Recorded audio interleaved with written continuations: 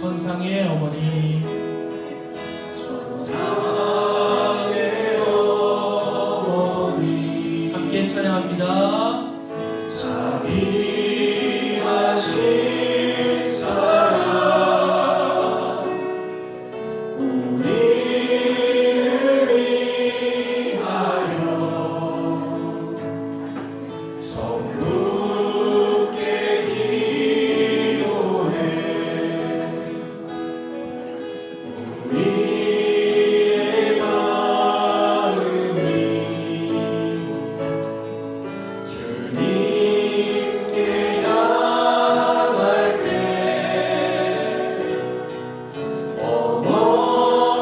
어머님의 사랑이 온 세상 구원하리. 우리를 위하여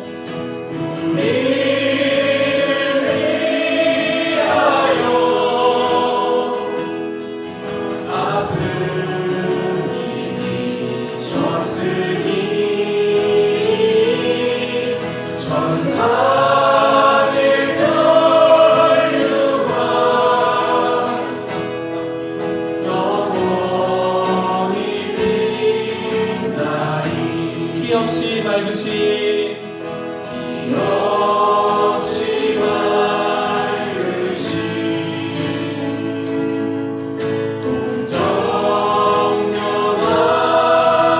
동정녀마리아 구원을 위하여 언제나 기도해 평생은 종과 영화를 위하여 어머님의 사랑이 우리를 구원하리. 우리를 위하여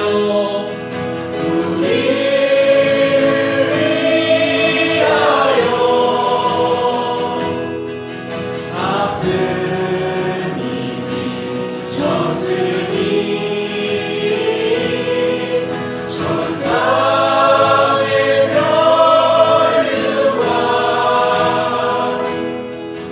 영원히 빛나리. 한 번 더 찬양합니다. 우리를 위하여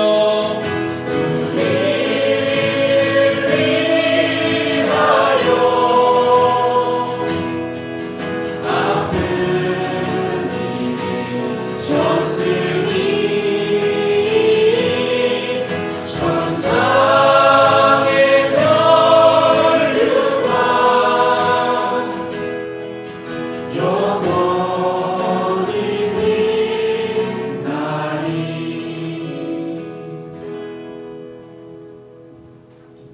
잘 쉬셨어요?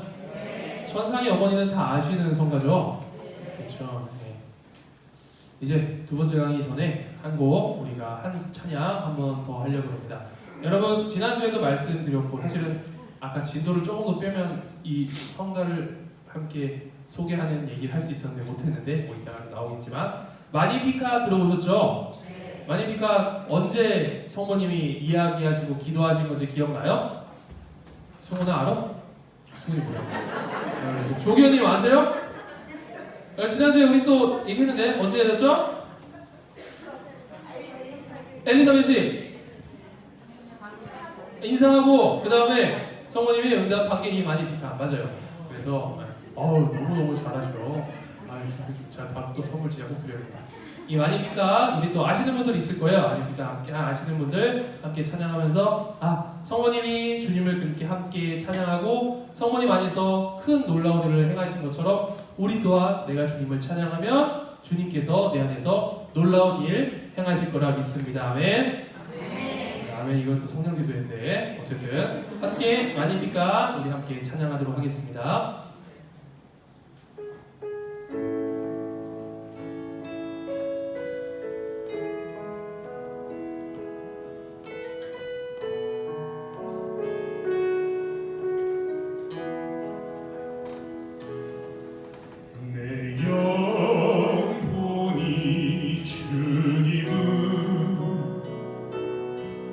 찬양하오며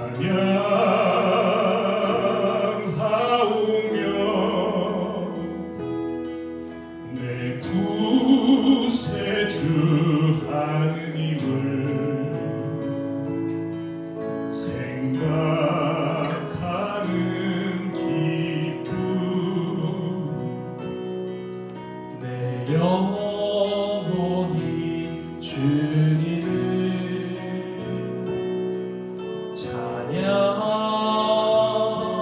찬양하오며 나의 마음 언제나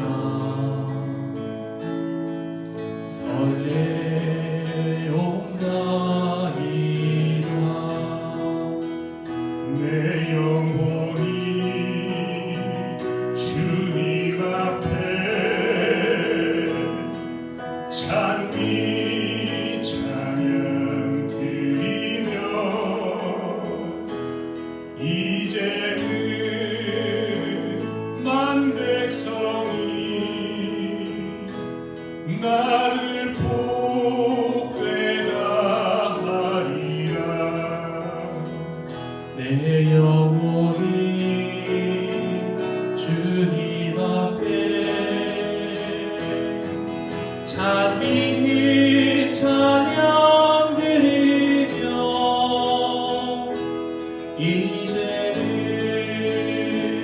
난 백성이 나를 복되다 하리라. 주께서 나의 신세를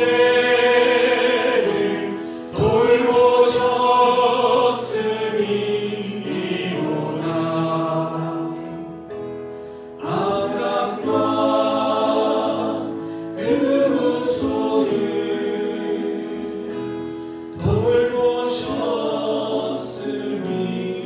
돌보셨음이로다.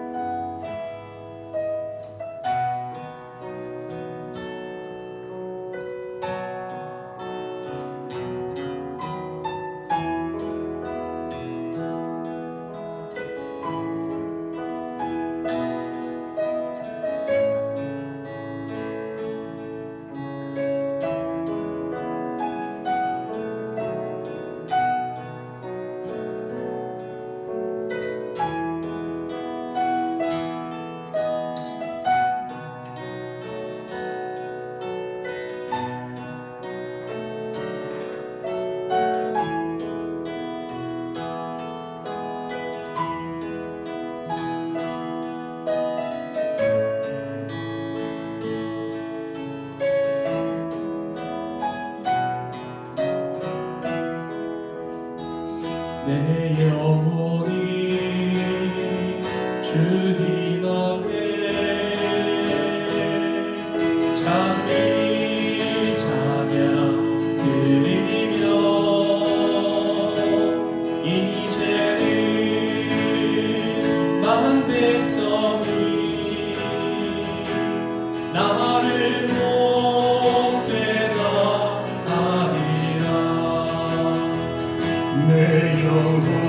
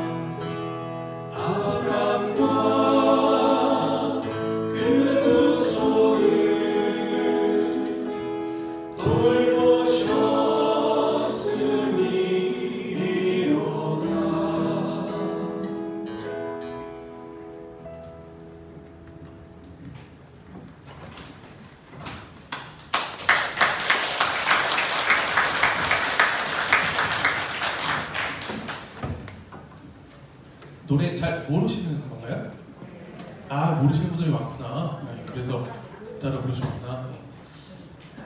성가 부르니까 이게 사실은 제일 많이 부르는 이유가 성가를 부르면 좀 마음이 열리는 것 같아요. 그죠? 마음이 열리면서 더 성가 부르면서 주님을 찬양하고 우리가 더 주님 말씀 더 많이 깊이 깨닫게 되길 청하는 거니까 성가 기쁘게 부르실 만큼 공부 좀 더 하겠습니다. 약 50분 남았네요. 열심히 쫙 하도록 할게요. 막 졸리거나 지루하거나 그러진 않으세요? 네, 없으시면 다행입니다. 자, 이제 6일 넘어가요. 85페이지 제목 읽어볼게요. 시작. 맞아요. 그 다음에 맨 밑에 줄 보면 성모 마리아는 이 지상생일을 마친 후 어떻게 하셨다? 승천하셨다. 그리고 하늘에서 천상 모후 그러면 여왕이죠. 여왕의 관을 받으심으로써 예수님 왕권에 함께 참여하고 계시다. 넘어갑니다. 86페이지 1. 승천하신 성모 마리아. 승천의 의미를 혹시 묵상해 보시거나 여러분들 승천이 어떤 의미냐면은 간단히 얘기하면 적으세요. 죄 없음. 네. 죄 없이 세상을 살았기 때문에 죄 없이 죽지 않음의 결과였다. 이렇게 여러분들 생각하시면 돼요. 밑에들 다 나와 있는 내용인데 제가 간단히 한마디로 하면 그거예요.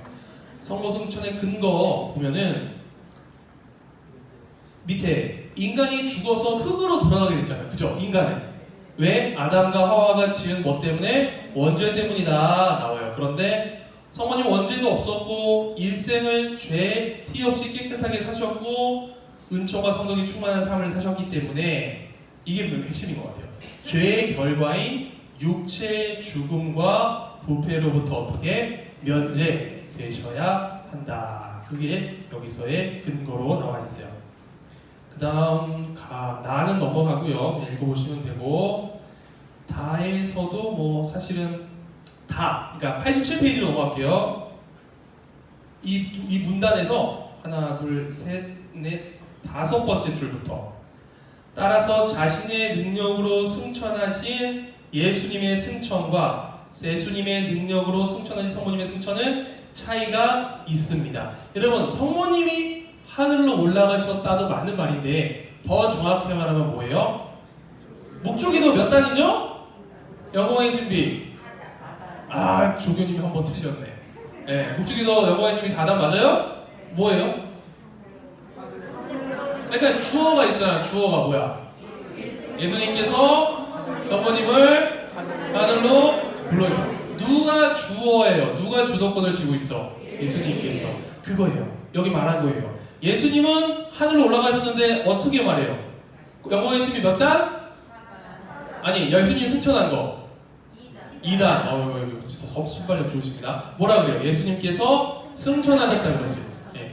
누가 예수님을 승천하게 하셨다 안 하잖아요. 주도권은 예수님은 스스로 승천하신 건데 성모님은 어떻게? 예수님에 의해 승천을 하셨다. 그래서 그거를 우리가 몸소 승천이라고 해요.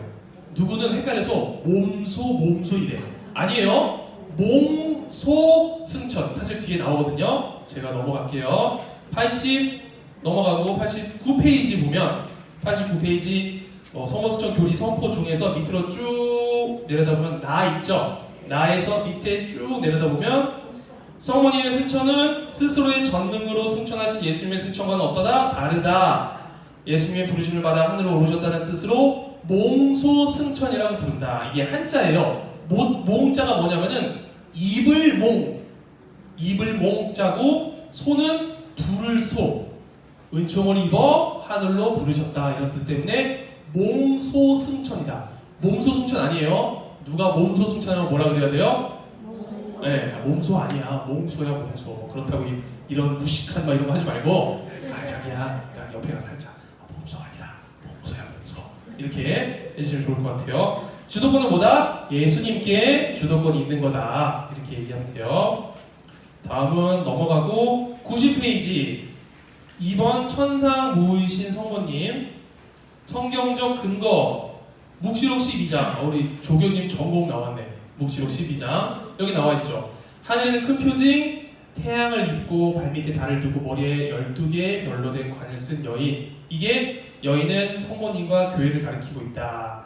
그리고 요한복음 19장 26절에 나오는 여인과 같은 인물. 19장 26절은 뭐예요? 예수님이 돌아가실 때 여인이시여 이 사람이 어머니 아들입니다 했던 그 말이 19장 26절이거든요. 똑같은 용어인 뭐를 쓰고 있다? 여인을 쓰고 있다. 그래서 묵수록에 나오는 여인은 여인이 지닌 해산의 진통과 괴로움이 나오고, 이거는 예수님을 단순히 세상에 태어나는 게 아니라 그 밑에 굵은 것이 그리스도 신비체를 탄생시키기 위해 성모님께서 겪으신 고통을 의미하기도 하다. 그냥 넘어가시면 돼요.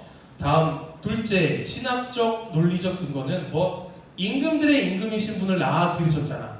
예, 임금의 엄마를 뭐라고 불러요? 모우라고 부르잖아요. 그죠? 그러니까 당연하다. 그 얘기입니다. 그 다음 넘어가고요. 92페이지 3. 성모님의 승천과 천상 모이심의 의미. 이 승천이 아까도 말씀드렸죠. 죄 없음.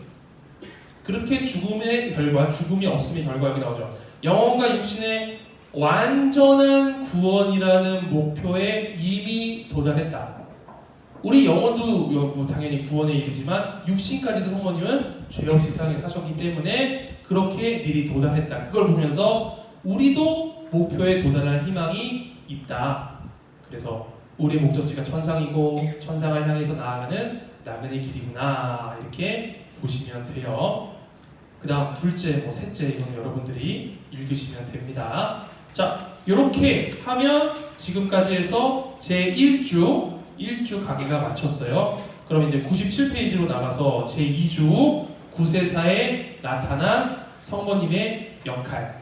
지금 구세사에 나타난 성모님의 역할 하면은 간단히 얘기하면 구세사가 뭐예요? 예수님 태어나시면서부터 탄생 예고부터 해서 성모님이 어떤 역할을 하셨나, 이제 그것들 보시면 됩니다. 페이지로는 101페이지 넘어갈게요. 101페이지.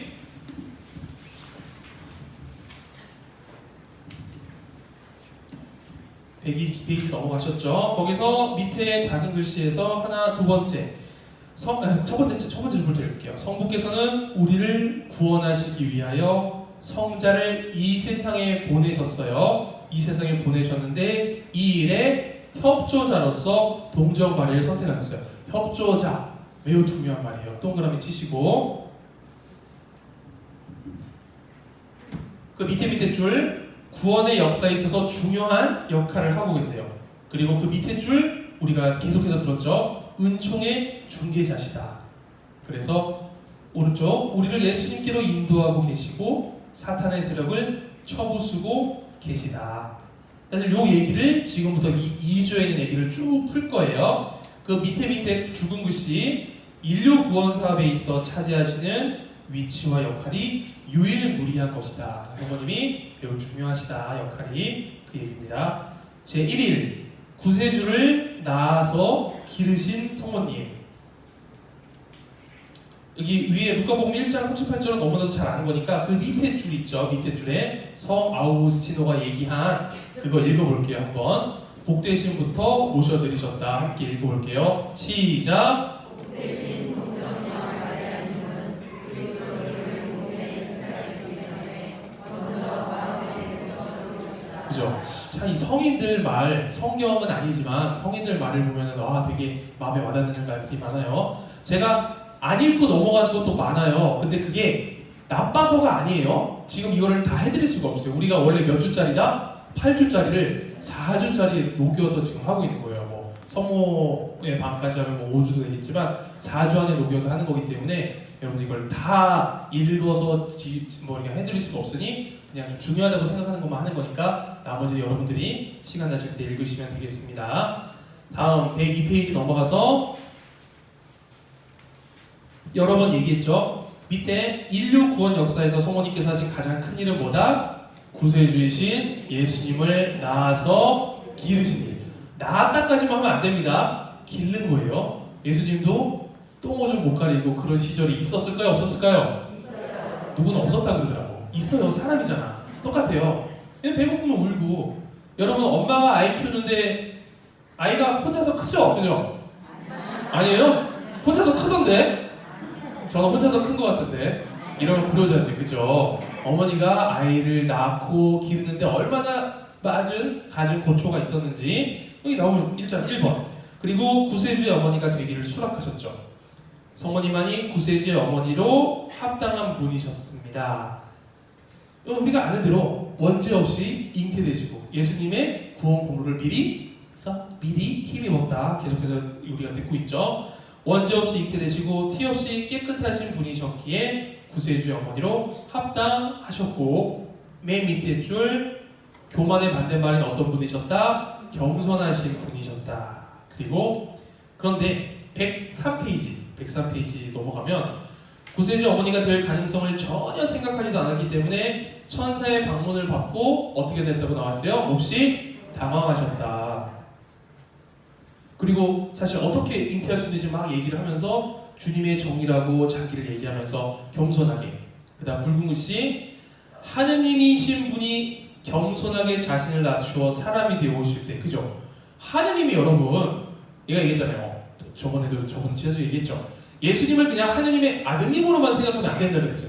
예수님도 누구예요? 하느님과 똑같은 분이에요. 하느님이 사람이 되어 오신 건데, 그러면은 그분이 뭐예요? 겸손하게 자신을 낮추어 오셨기 때문에 그분을 맞아들일 자격이 있는 분도 여기 나와 있는데 어떻게 해야 된다? 겸손하신 분이어야 했다. 그 밑에 보면 성 베르나르도 멋있는 말 했네요. 복되신 동정녀는 동정성으로 하느님 마음에 드셨고 겸손과 순명으로 하느님을 잉태하셨다. 그 다음 둘째, 하느님의 제의를 받아들이신 분이시다. 이 얘기는 계속해서 나오는데 밑으로 쭉 내려가다 보면은 두 번째 단락에서 두 번째 줄 오른쪽 붉은 글씨, 구세주의 어머니가 되는 사명을 제의하셨습니다.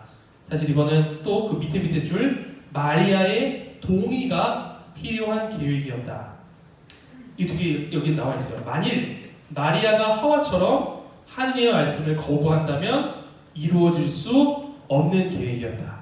성모님의 순명 그리고 성모님의 협조가 있었기에 가능하다. 그런데 성모님께서는 밑에 줄 붉은 글씨, 하느님의 제의를 전 인류를 대표해 자발적으로 받아들이고, 우리가 좋아하는 구절 누가복음 1장 38절, 저는 주님의 종입니다. 말씀하신 대로 저에게 이루어지기를 바랍니다.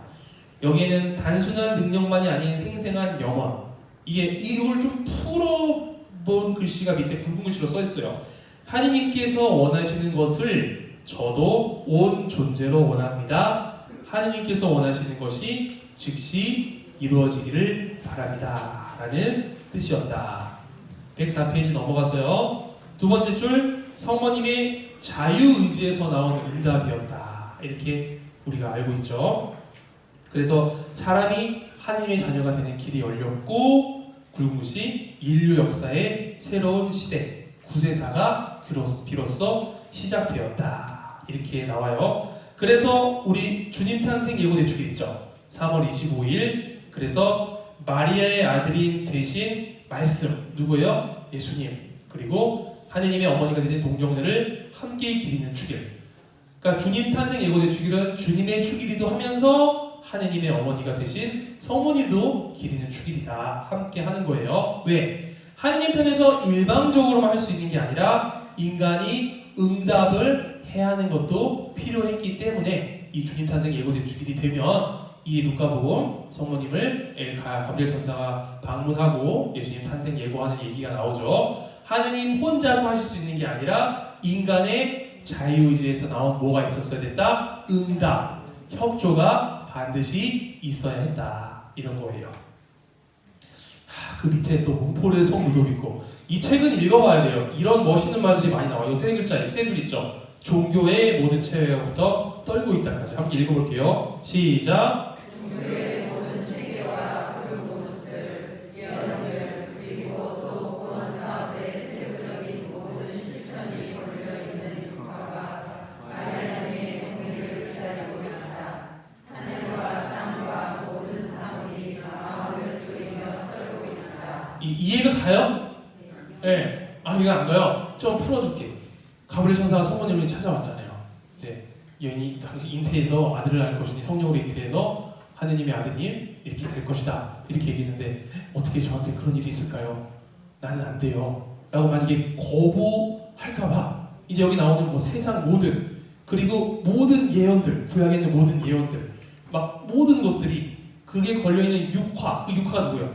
어떻게 보면 하느님이 기다리는 거예요. 누구를 기다려? 마리아가 동의를 할지 안 할지를 기다리는 거예요. 여기서 보면 하늘, 땅, 모든 사물이 마음을 조이면서 떨고 있는 거예요. 왜? 응답을 할 것인가? 안 할 것인가? 이게 보면 되게 아름다운 구절이거든요. 이거 어디에 나와 있다? 이 책에 다 있다. 네, 이 책에 다 있다. 네. 이걸 진짜 읽어야 돼요. 진짜. 읽다가 모르면 정신부님한테 물어보세요. 네? 시부님도 공부해서 알려줄 테니까. 셋째, 성모님께서 구세주 잉태를 받아들임으로써 기적이 일어났다. 사실은 뭐 여기 있는 것들 다 아는 말인데 좀 재밌는 말이 있어요. 맨 밑에서 하나, 둘, 셋, 네 번째 줄 성모님은 하나님을 모신 뭐가 되었다고 나와요? 첫 번째 감실. 제가 우리나라였나? 어디 가보니까 우리 감실이 성모님이 이렇게 있어. 성모님 여기가 이렇게 감실이야. 네, 그것도 뭔가 재밌죠? 뭐 어떻게 보면 이렇게 상징적인 의미가 되니까. 그리고 여기 그 다음 줄 구약의 이스라엘 백성은 하늘에서 내려온 빵인 만나 그리고 십계명을 모신 계약궤를 뭘로 보시고 있었어요? 하느님 현존의 상징. 이거 지난주에 우리 조교님이 대답하신 거죠, 맞죠? 하나 더 들어있었잖아. 뭐 들어있었죠, 여러분? 그래도 공부하신 효과가 있네. 맞아요. 아론의 지팡이 들어있었어요. 그런데 이제 성모님의 잉태 수락으로 하느님이신 분이 성모님의 몸 안에 들어오심으로써 구약에서는 상징으로만 했던 게 105페이지 넘어가서 어떻게 이루어졌다? 실제로 이루어졌다. 그래서 성모님은 신약에서 뭐가 되셨다? 계약궤가 되셨다. 이 내용은 사실 사람들 모르고 넘어가는 거 많아요. 여러분들 어디 가서 아는 척 하셨으면 좋겠어요. 이해 가시죠? 구약의 계약궤가 왜 성모님, 신약의 계약궤인지 저번에 주에도 말씀드렸고 105페이지 구세주를 낳아 기르신 성모님은 구세주 예수님 나타났고 뭐 기르셨고 태어나게 하셨고 뭐 있죠. 이거 그냥 더 아는 거니까 넘어가고요. 둘째, 예수님의 모든 육체적 필요를 채워주시고 가르치셨고 아이가 어릴 때는 뭐 먹으면서 커요? 마라탕 먹나? 뭐 먹어요? 네, 저는 기억이 없는데 기억이 있으면 이상한 거죠. 전 먹고 또 예수님이 드실 모든 음식도 엄마가 준비했을 거고 여기 나와 있는 거 다 맞아요. 말도 배우고 걸음마도 했을 거고 생활 도구 뭐 어떻게 사용하는 것도 배웠을 거고 그러다가 아버지 요셉한테서 목수일도 배웠을 거고 그죠? 그래서 그 나이 또래 아들이 할 수 있는 엄마로부터 받을 수 있는 모든 것 성모님에게서 받으셨다. 그래서 누가복음 2장 52절에 나오죠. 예수님께서는 지혜와 키가 자랐다. 이 자랐다는 말이 되게 중요한 거예요. 하느님이면은 지혜와 키가 자랄 필요가 있어요, 없어요? 키는 제쳐준다, 진짜. 지혜가 자랐다는 것은 사람이었다는 거예요. 그죠? 네. 하느님이시면 지혜가 자랄 게 있어, 없어요? 이미 지혜 자체이신데. 그렇게 예수님께서는 인성으로도 자신 어머니 품에서 그렇게 우리랑 똑같이 크셨다. 세 번째, 성모님의 사랑은 어떤 어머니의 사랑과도 비교할 수 없는 사랑이었다. 이건 그냥 쭉 읽어보시면 돼요. 다음은 성모님의 기쁨에 대해서 이제 나오는 구절들 3번에 있어요. 뭐 여러 가지 있는데 108페이지 넘어가면 뭐 들어보셨을 거예요. 상식적으로 그냥 읽고 넘어가시고 그냥 아시면 돼요. 뭐 주님 탄생 예고 밑에 세 번째 줄 엘리사벳 방문, 예수님 탄생, 동방박사 경배, 성전에서 예수님 찾으시고 예수님 부활하시고 성모님 몸소 승천하시고 뭐 이런 게 있어요. 뭐 15가지 기쁨을 하는 것도 있고 그냥 참고적으로 넘어가시고 109페이지 보면은 성모님은 예수님과 일치된 삶을 사셨는데 첫째, 구약 성경 말씀을 잘 알고 계셨고 어린 성모 예수님께 성경 이야기도 다 들려주셨을 거다. 읽고 쓰는 법을 아직은 몰랐을 테니까 성모님이 그런 얘기를 어릴 때부터 가르쳐 주셨을 거다. 그러니 예수님이 사람들하고 말할 때도 공생활에서도 말씀을 선포하실 때도 구약 성경의 말씀을 어떻게 많이 인용하셨다. 그래서 밑에도 그래서 아까 사실 여기까지 진도를 좀 떼려고 그랬어요. 그 밑에 나와 있는 것도 뭐 성모님의 천주 창가 성페르나도 얘기 나오잖아요. 어쨌든 이렇게 성모님은 예수님과 일치된 삶을 계속 사셨고 넘어갑니다. 110 율법을 충실히 지키는 분이었어요. 율법을 충실히 지키는 게 성경에 대표적으로 나온 게 뭐가 있냐면 예수님께서 태어나서 여드레째 되는 날 뭐를 받으시도록 했죠? 할례를 받는 거예요. 수건이 할례가 뭔지 알아? 네? 알아도 대답하기 싫어? 네, 알았어요. 네. 두 번째, 그리고 율법대로 정결 예식도 치르고 성전에 예수님을 봉헌하고 안식일마다 예수님을 데리고 나자렛 회당에 나갔고 유대인이니까 그죠? 예수님 유대인이에요. 예수님 유대니까 나자렛 회당에 자기 지역 회당에 안식일마다 나가셨어요. 안식일은 무슨 요일? 이봐 주일이라는 사람 나오면 큰일 났네. 안식일은 무슨 요일? 토요일이에요. 안식일은 토요일. 안식일은 토요일. 알았죠? 그 다음 파스카 축제마다 예수님과 함께 예루살렘에 올라가서 축제를 지냈다. 이스라엘 사람들이 3대 축제가 있는데 그래도 다른 축제는 몰라도 파스카 축제만큼은 가급적 예루살렘에 가서 축제를 지내려고 했던 거예요. 예수님도 파스카 축제에 맞춰서 돌아가셨다는 건 아시죠? 그래서 하느님이 어린 양이시고 파스카 때 축제 때 먹었던 어린 양, 제물로 바쳤던 어린 양, 예수님이 그 속죄제물, 대속제물을 해서 피를 흘리셨다. 아시죠? 모르시는 것처럼 이러시면 안 돼요. 아실 거예요. 모르시면 정신부한테 물어봐서 지금 다시 설명해 주세요. 얘기하세요. 그리고 성가정의 구성원이기도 했고 훌륭한 유대 가정이기 때문에 매일 기도도 했을 거고 기도도 배웠을 거고. 그럼 세 번째 여기서도 뭐 넘어가고요. 이제 111페이지 제2일 인류 구원을 위해 예수님과 함께 고난을 당하신 성모님. 넘어가서 112페이지 성모님의 생애가 장밋빛으로만 있던 길이 아니라 고통의 험난한 길이었다.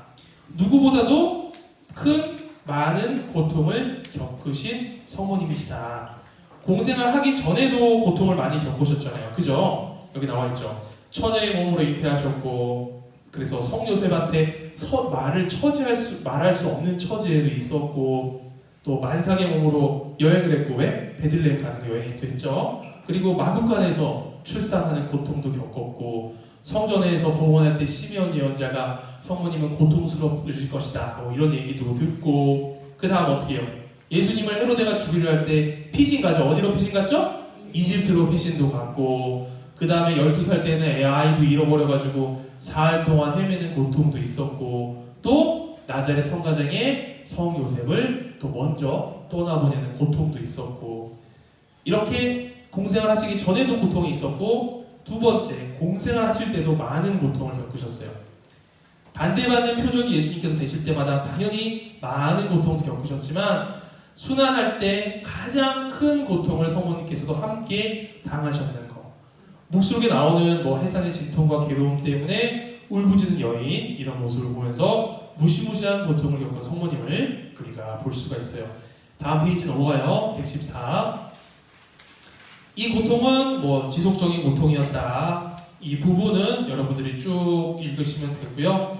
여기서 문단어를 치면 하나, 두 번째, 세 번째 문단. 오늘날에도 성모님께서는 하느님께 대한 사랑과 예수님의 제자들이며 성모님의 자녀인 우리에 대한 사랑 때문에 고통을 당하고 계십니다. 이런 거 기억나시죠? 파티마에서 말씀하신 부분이 이것들이 많았어요. 티없는 내성심이 많은 고통을 받고 있는 얘기를 하셨고 사실 제가 발언 얘기는 잘 안 한다고 했지만 조금 더 직접적으로 우리에게 다가오기 위해서 얘기했어요. 그 다음에 성모님께 무한한 고통을 주는 게 세상의 무수한 죄도 상징하고 하느님을 경멸하는 인간의 죄가 하느님을 사랑하는 성모님의 마음에 큰 고통을 주고 있다는 것 이렇게 보고 넘어가시면 될 것 같아요. 그 다음 115페이지 좀 빨리 말하죠 지금 제가 괜찮아요? 따라오시면 해요. 115페이지 2번 제목이 뭐죠? 공동 구속자이신 성모님. 자, 이 조심해야 할 표현이에요. 우리끼리는 공동 구속자 해도 우리끼리는 알아듣지만 다른 사람은 공동 구속자 하면은 헷갈릴 수 있어요. 구원자, 구속자, 유일한 구원자, 구속자는 누구예요? 예수님인데 공동 구속자 무슨 소리를 하는 거지? 이렇게 얘기할 수 있어요. 그래서 주의해야 할 표현이고 이게 어떤 의미가 있는지 여러분께 말씀을 드릴게요. 첫 번째 예수님의 고통은 성모님의 고통이었다. 이게 좀 마음에 와닿더라고요. 세 번째 줄 보면 죄에 물들지 않으신 성모님의 감성은 우리의 감성과 비교가 안 될 정도로 순수하고 민감하셨다. 그래서 밑에 줄 성모님이 예수님께 대한 사랑이 매우 커서 예수님이 지닌 모든 아픔이 성모님께 전이돼서 고통이 더 되셨을 거다. 이렇게 생각을 하는 것 같아요. 그 밑에 줄 보면 이게 좀 맞는 말이에요. 우리가 어떤 사람을 사랑하는 정도에 따라 그가 당하는 고통이 나의 고통으로 다가옵니다. 진짜 그래요? 네, 내가 가장 사랑하는 사람이 누구예요?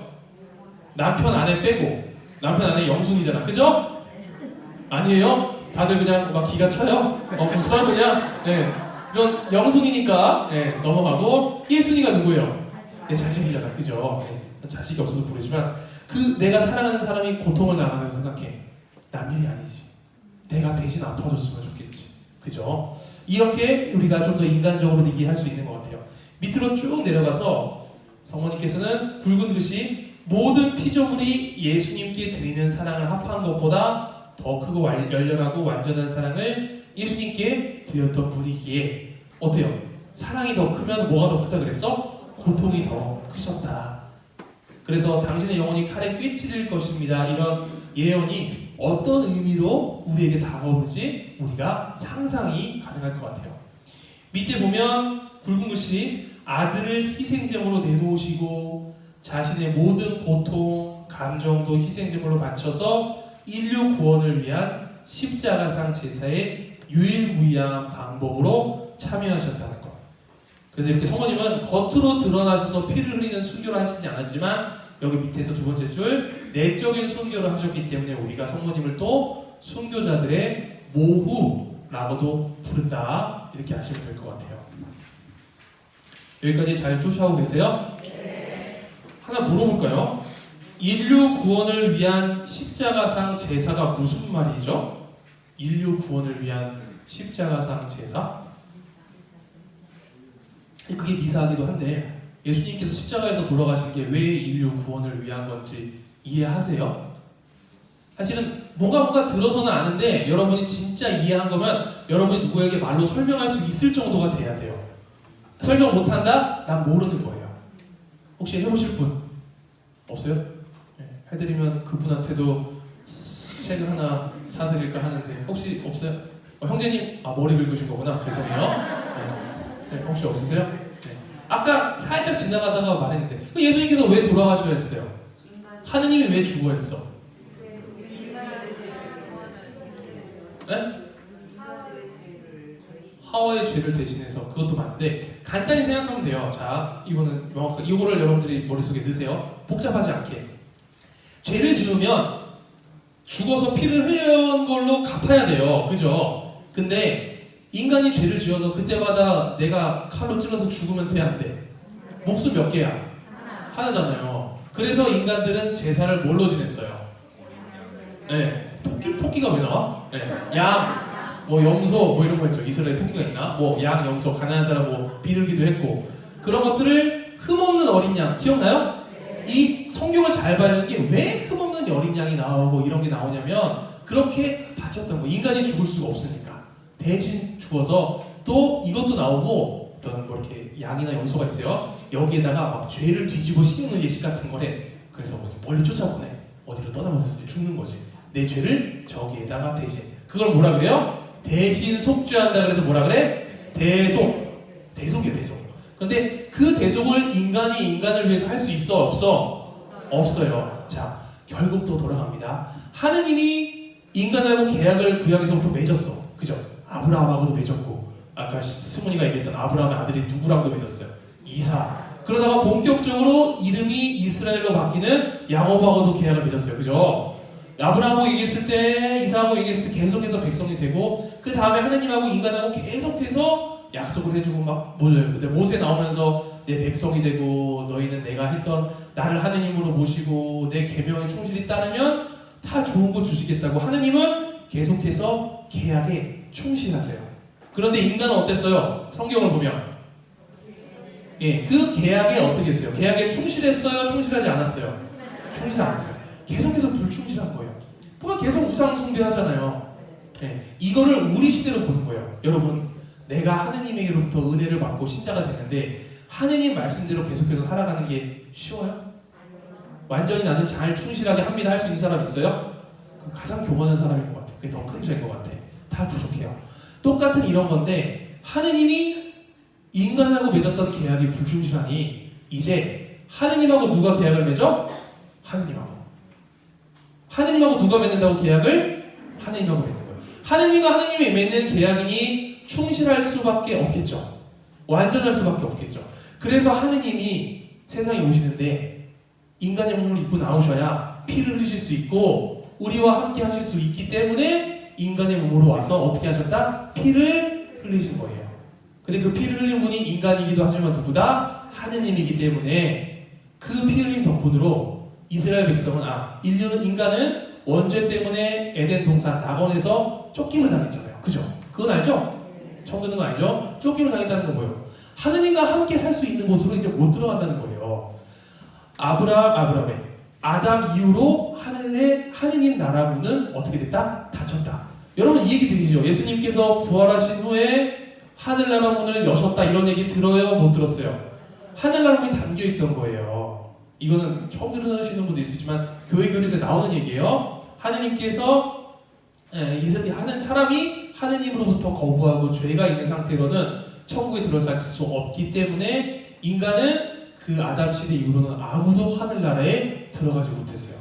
그래서 옛날에는 사도신경에서 고성소라 그랬고 림보라기도 하고 지금은 저승이라고도 그냥 표현을 하는데 그곳에서 구약의 의인들이나 사람들이 기다리고 있다가 예수님께 돌아가신 3일 동안 뭐 한 거냐면 거기 가서 그 사람들에게도 복음을 선포하시는 거예요. 그래서 그 사람들이 그때서야 비로소 어디로 들어갈 수 있었다? 천국에 들어갈 수 있었다. 너무 장하게 들으니까 복잡하구나. 어쨌든 하느님이 계약을 맺으면서 그 하느님이 인간의 몸으로 오셔야만이 피를 흘리실 수 있고 그 십자가상 제사 덕분에 이제 어디가 열렸다? 하늘나라 문이 열렸다. 그게 우리 예수님께서 십자가에서 돌아가신 의미라는 거예요. 그 의미를 생각하니까 좀 의미가 있나요? 그러니까 우리는 인간은 죄를 짓고 죄를 가진 존재론적으로 죄를 가진 인간이기 때문에 우리는 죽을 수밖에 없는 운명이지만 예수님의 십자가의 희생 덕분에 예수님의 피 흘리신 그 피값 덕분에 예수님은 당신 자신을 다 버리시면서까지 하느님에게 있어서 가장 소중한 게 뭐예요? 당신 자신이잖아.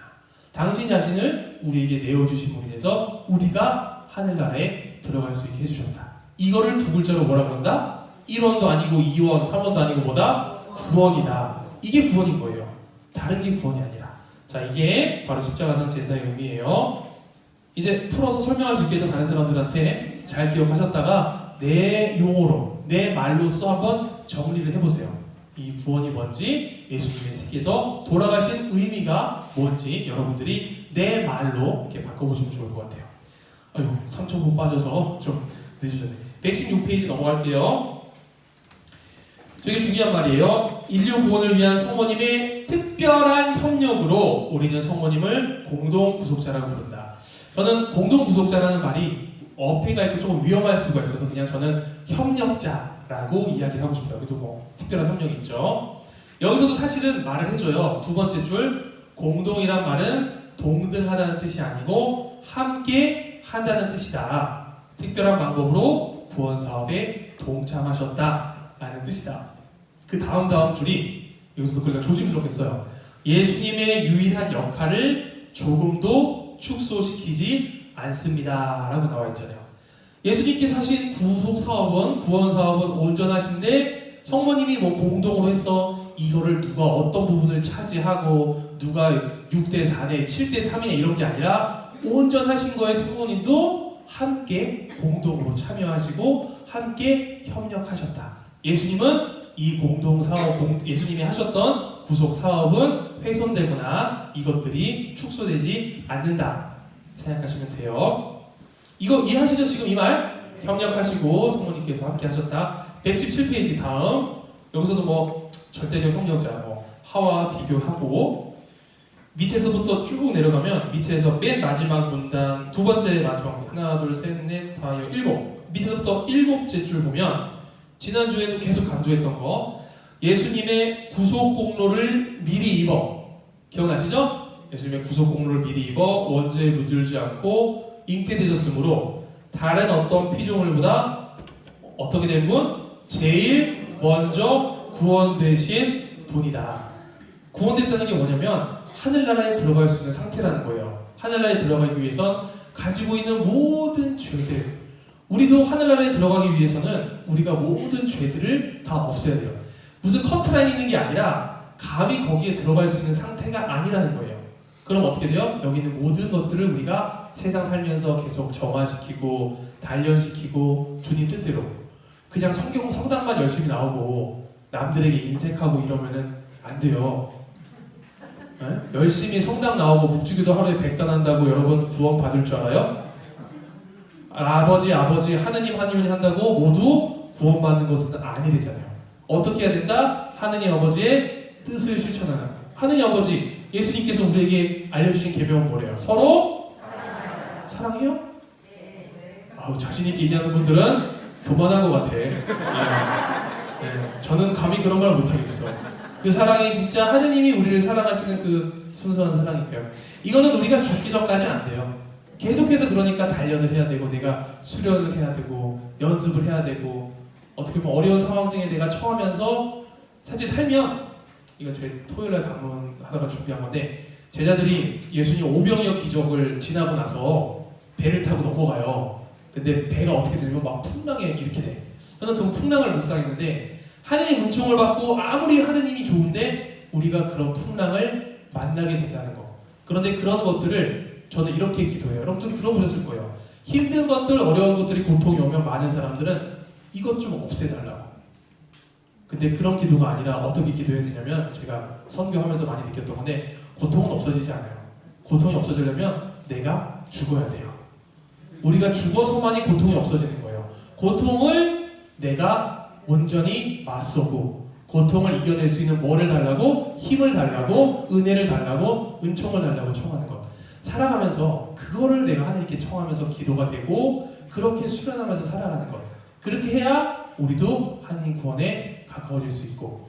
자꾸 딴 얘기 안 해. 자, 다음. 이렇게 제일 먼저 성모님께서 구원되신 분이기 때문에 그 다음에 밑에 줄 되면 뭐 어떤 의미에서는 우리도 공동 구속자. 여기서 말은 우리도 하느님의 예수님의 구원 사업에 동참하는 의미에서 우리 또한 공동이라는 말을 쓰고 있다. 이렇게 생각하시면 돼요. 여기서 핵심은 공동 구속자라는 말이 오해가 되지 않게 우리가 그 의미를 올바로 파악해야 된다. 공동 구속자라는 말 쓰기 어려우면 뭐 쓰자? 협력자. 이 말 쓰자 생각하시면 돼요. 3번 성모님의 고통에 대한 신심. 이거는 사실 그냥 넘어가도 될 것 같아요. 119페이지 보면 성모 7고 다 아시죠? 이거는 그냥 보시면 되고 다 넘어갔고요.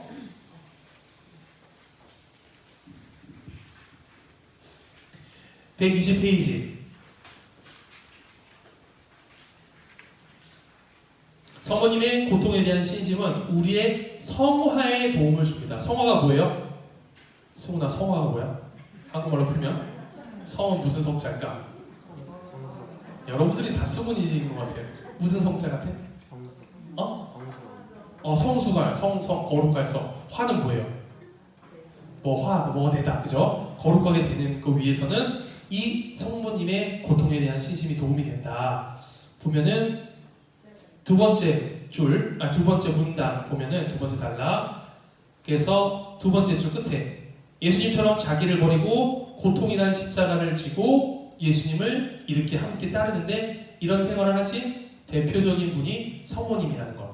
성모님의 고통을 묵상하고 담고자 할 때 우리에게 주어진 고통이라는 십자가를 잘 질 수가 있다. 이런 얘기를 해요. 그 다음 밑에 줄 보면 밑에 단락에 내가 정말 성화하고 거룩해 되기를 원하면 주어진 나의 의무에도 충실하고 나에게 주어지는 십자가를 기꺼이 받아들여야 한다. 이렇게 얘기를 해요. 여러분들 십자가라는 말 많이 듣잖아요. 예수님이 내려계신 십자가도 있지만 우리 자신에게도 십자가를 주셨다고 생각하는데 여러분이 가지고 계신 십자가가 뭐예요? 뭐가 있을 것 같아요? 욕망. 잠깐 되게 고차원적인 욕망. 십자가가 뭐 같아요? 대부분 그래. 아유, 신부님, 우리 남편이 제 십자가예요. 주님, 우리 제 자식이 제 십자가에 이런 말 해요. 그리고 여러 가지 저에게 다가오는 고통들이 십자가예요. 그래요. 근데 저는 그것들이 십자가라고 생각을 안 해요. 그거는 감히 십자가라고 얘기할 수가 없어요. 진정 십자가는, 이게 잘 들으세요. 이게 제 묵상이기도 한데, 내가 주님 뜻대로 살아가려고 하다가 겪는 어려움이에요. 자, 내 원수 같은 남편을 사랑하려고 애쓰는데 잘 돼, 안 돼? 이게 십자가예요. 내 말 안 듣고 힘들고 자식 때문에, 그런데 내가 이 자식을 사랑하고 용서해주고 품어주고 하려는데 잘 돼, 안 돼? 안 돼요. 이게 십자가예요. 혹은 주님 가르침대로 따라서 남들처럼, 남들이 다 바깥 세상처럼이 아니라 정말 그리스도인답게 사랑으로 보답해주고 바보 같은 보이고 그렇게 살면 어때요? 내가 좀 손해보는 것 같아. 혹시 여기서 무슨 사장님이나 계실지 몰라요. 정직하게 장사를 하고 정말 남들에게 손해 안 끼치고 올바로 살아가려 그러면은 내가 손해를 보거나 피해를 봐요, 안 봐요? 지금 세상에서 봐요. 그게 십자가예요. 내가 주님 계명대로 가르친 대로 살아가려고 하다가 받는 것들이 십자가예요. 십자가의 가치를 여러분 떨어뜨리지 마세요. 감히 뭐 나에게 오는 고통이나 내 질병이나 이건 십자가 아니에요. 나에게 주어진 환경이지. 이것들을 통해 내가 주님께 나아가져 가주는 묵상거리지, 나를 단련시키고 성장시키고 수련하게 해주시는 거지, 주님 뜻대로 살아가려고 하다가 주님처럼 감히 그런 십자가가 아니라는 거. 이거 좀 다른 얘기지만 이렇게 묵상거리를 좀 드렸어요. 그래서 우리 여기 나와 있는 대로 뭐 고통 중에도 기뻐하고 감사하고 뭐 죄를 보상하는 희생제물도 바치고 이런 내용들로 제2일차 인류 구원을 위해 주니까 성모님께서 고난을 함께 하셨다. 자, 이제 한 7분, 8분 남았는데 제3일까지 함께 할 수 있을 것 같아요. 자, 제3일 은총을 중개해 주시는 성모님. 사실 중개라는 말 많이 했죠. 성모님께서 중개라는 말을 써요. 122페이지 넘어가서 하나님과 사람 사이의 유일한 중재자는 누구라고 나와 있어요? 예수 그리스도 한 분뿐이십니다. 자, 하느님 여기 있어요. 그럼 여기 보세요. 하느님 여기 있으면 예수님 여기 있다 쳐. 그러면은 하느님과 사람 사이에 예수님이 계셔. 그런데 그럼 결국 성모님은 뭐야? 나와 예수님 사이에 성모님이 계신 거. 여기서 보면 중재기도가 뭐다? 구약 성경에 나와요. 구약 성경에 보면 아브라함 기억나요? 아브라함이 기도하죠. 소돔과 고모라를 파멸시키지 마세요. 마지막 기도할 때 하느님하고 계속 막 내고를 하잖아. 예? 막뭐 100명부터 줄어들다가 몇 명까지 줄어요? 10명. 10명이 있었어, 없었어? 없었어. 그래서 멸망했어요. 예. 이것도 하느님한테 중재기도를 하는 거예요. 다음 모세. 모세는 시나이 산에서 우상 숭배에 빠져있는 백성한테 어떻게 했어요? 하나님 재앙을 거두세요. 이렇게 얘기하고 또 밑에 구약시대 사제들도 사람들에게 복을 빌어주고 이런 기도했고 뭐 에즈라고 백성들 이런 얘기도 있고 에스겔도 단식하면서 자기 민족 구원해 주도록 기도했고 에스겔 누군지 알죠? 네. 그리고 예레미야 예언자, 유다 마카베오 여러 가지 나오는 것들 이렇게 세상을 살아있는 이유뿐만 아니라 세상을 떠난 조상, 뭐 사람들을 위한 중재기도라는 게들이 있었다. 이 중재기도가 이제 신약 시대에서는 더 많이 다양해졌다. 보면은 뭐 이웃을 위해 많이 기도하고 이것도 다 중재기도입니다. 나를 위해서만 기도하는 게 아니라 서로를 위해 단식하고 기도하고 뭐 의인의 간절한 기도가 있고 뭐 여러 가지 그리고 지금 우리나라까지도 우리에게까지도 있고 123페이지에 가장 우리가 많이 하고 있는 게 누구다? 세상을 떠난 연옥들이 빨리 어떻게 돼서 천국에 가게 해달라고 정화돼요. 이 정화가 뭐예요? 깨끗이 씻어지는 거잖아요. 죄가 다 씻겨졌었더라도 그거에 대한 잔벌이 남아있으니 또 아직 하나님을 뵙기에 완전하지 못하니 정화의 단계인 연옥을 거친다. 우리 가르치고 있죠. 그래서 여기 나오잖아. 모든 성인의 통공을 믿으며 이것도 뭐예요? 성인들이 우리를 위해서 기도해주고 있다. 이것도 중재기도 안에 나와 있다는 거. 뭐 그다음 셋째, 이게 예수님께서는 세상에 계실 때 대사제로서 뭐 성부에 기도하셨다. 뭐 이런 것들이 나오고요. 성모님을 통한 중재기도의 전통 두 번째, 기도의 모범이시고 전생의 앨범 밑에 뭐 3살 때 성전 모원돼서 15세기 경까지 성전에서 기도하셨다. 뭐 이런 얘기 나와요. 그 다음에 성모님이 기도를 생활하셨다. 124페이지 두 번째 줄 뭐 나오고 뭐 여러 가지들 계속해서 나와요. 성모님의 중재기도가 놀라운 효과가 첫 예수님의 기적, 그죠? 갈릴리 가나에서 혼인잔치 성모님이 거기서 중개 역할을 하셨다. 그리고 밑에 내보면은 사도행전서에서도 오순절 성령 가릴 때 성모님도 함께 중재기도 하셨다. 다 넘어가고 125페이지 셋째, 정구를 부탁드리는 교회 전통이 뭐 오랜 역사 여기 나와 있는 것들 다 보시면 되고 밑에 큰 따옴표에 천주의 성모님 이렇게 나와 있는 부분 있죠. 이거 함께 같이 읽어볼까요? 시작. 천주의 성모님, 당신의 보호하심에 저희를 맡겨오니 어려울 때 저희가 드리는 간절한 기도를 물리치지 마시고 항상 모든 위험에서 저희를 도와주소서. 영화롭고 대신 동정하여. 청취분이 이거 많이 들어봤죠? 이거 언제 어디 있어요? 여기서도 써요? 우리 언제 해요? 보통 신학교에서 우리 미사 끝날 때 하죠? 그죠? 미사 끝날 때도 해요. 이게 되게 전통적으로 오래된 기도라고 해서 뭔가 일을 마치고 하면서 바치는 기도. 자매님 말씀하신 대로 우리 기도문에도 있고요. 그 다음에 성모님의 중재를 청하는 여러 가지 호칭들, 뭐 바다의 별, 간구하는 자들의 도움, 고통에 시달리는 자들의 피난처, 뭐 여기 있다. 이렇게 보시면 돼요. 126페이지 잠깐만요. 자, 조금만 더 할게요. 자, 126페이지에 은총의 중개자이신 성모님 마리아. 이 교회 교도권 안에서도 얘기 나와요. 뭐 성모님의 중재가 뭐 어떤 교황님들, 어떤 회칙에서도 계속해서 나오고 있는데 126페이지 맨 밑에 보면 성모님께서는 하느님과 우리 사이를 중개하는 것이 아니라 하느님과 인간 사이의 유일한 중개자이신 예수님과 누구 사이를? 우리 사이를 중개해 주십니다. 사실 여기 보면 봉포로의 성도 노비고 책에 되게 쉽게 나와요. 하느님이시니까 인간하고는 감히 인간이 하느님께 갈 수 있어요? 없어요? 없어요. 그래서 인간 예수님, 하느님이시며 참 사람이시고 참 인간이신 예수님이 오셨는데 참 하느님이시고 참 사람이신 예수님이 오셨는데 그 예수님조차도 사실은 하느님이시기 때문에 감히 인간이 갈 수 없기 때문에 반드시 중재자이신 성모님께서 필요하다. 이 얘기 어디 나온다? 여기 성모님께 참되신심에 나옵니다. 그래서 두 번째 줄 별표. 그리하여 모든 은총은 하느님을 통하여 예수님께, 예수님을 통하여 마리아께, 마리를 통하여 우리에게 온다라고 말할 수 있다. 이렇게 나와요.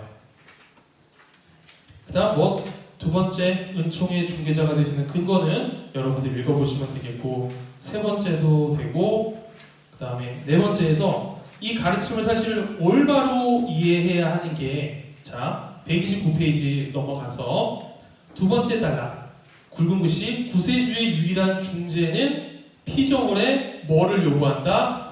협력을 요구한다. 그래서 피조물 중에 성모님께서 가장 모험이시기 때문에 최고의 중재자. 그 다음에 아까도 얘기했죠. 예수님이 구속을 하실 때 그 구속을 조금도 훼손시키지 않은 것처럼 여기도 뭐라고요? 굵은 글씨 유일한 중재자이신 그리스도의 지혜와 효능을 조금도 더하거나 빼지도 않는다는 의미로 알아들어야 합니다. 성모님께서 함께 하시고 함께 공동 구속하셨다고 아까 나오고 여기서도 함께 중재를 하신다고 얘기 나오지만 하느님의 가치를 예수님의 일을 아무것도 더하거나 뺀 분은 아니다. 여기까지 이해하세요? 예, 그 밑에 달라 보면 이 중재자 역할은 어떤 필연성에 기인하는 것이 아니라 별표 하느님의 호의에 기인하다.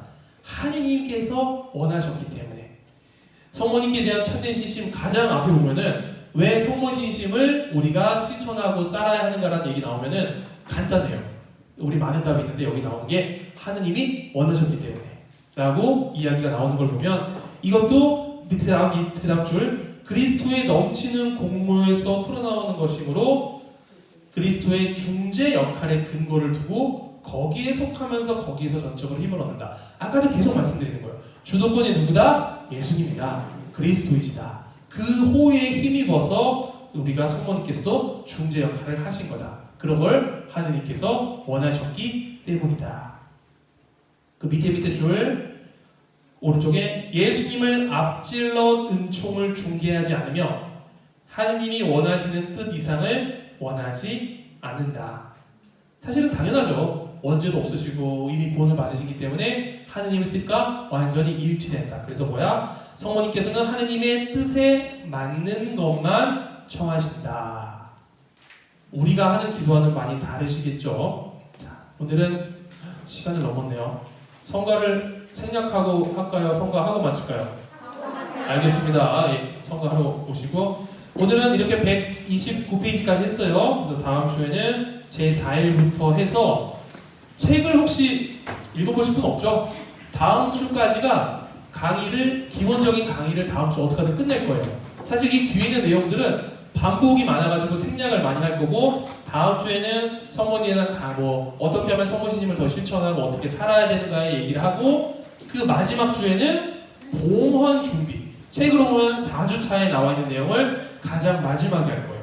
봉헌에 관한 내용 봉헌이 무엇이고 우리가 어떻게 봉헌 생활을 할 수 있고 무엇을 봉헌해야 할 것인가에 대한 얘기를 할 거고 그리고 그 봉헌을 언제 할 거냐 우리가 첫 번째 토요일 본당에서 성모의 밤 할 때 여러분들은 그냥 일반 신자분들 참석하시는 것과 똑같지만 여러분들에게는 조금 더 의미가 있는 시간일 거예요. 더 내가 내적으로 성모님께 봉헌할 수 있는 기회니까 그런 식으로 여러분들 강의 앞으로도 진행하도록 하겠습니다.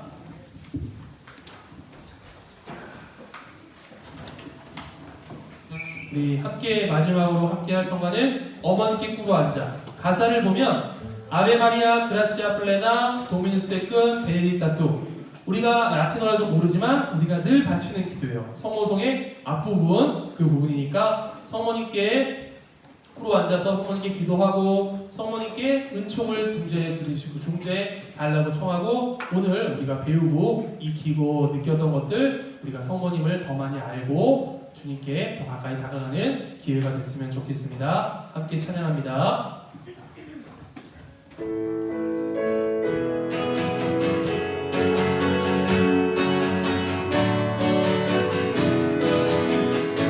어머니여 꿇어 앉아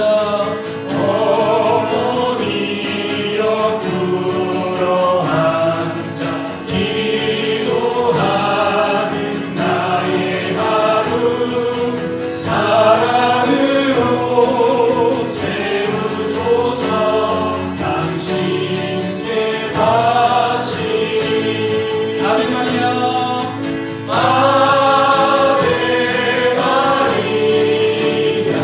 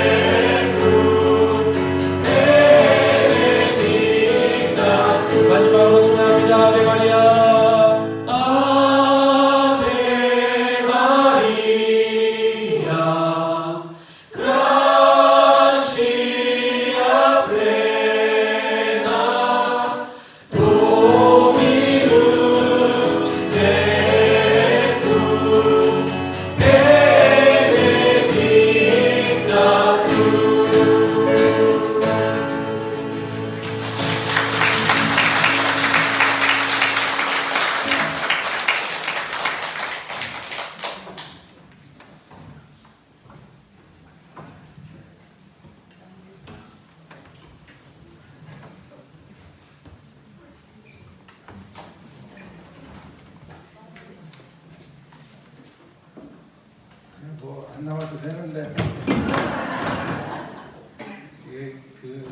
이거 보면 뭐 바쁘죠? 뭐 뛰어다니시는 것 같지 않은데? 전 뒤에도 앉아있으면서 아우 정말 바쁘다 뛰어다니는 분이다. 근데 분명히 이렇게 닥치고 믿어라는 아니라는 거 아시겠죠? 가톨릭 신앙이 그냥 닥치고 그냥 믿어 이게 아니라는 거 아시겠죠? 교회가 오랫동안 아주 오랫동안 그렇게 이런 성모님에 대한 이런 교리들도 숙고와 숙고 또 정리와 그런 수많은 성인들의 또 학자들의 그런 고민을 통해서 이렇게 정리가 된 것들이라는 거예요. 그래서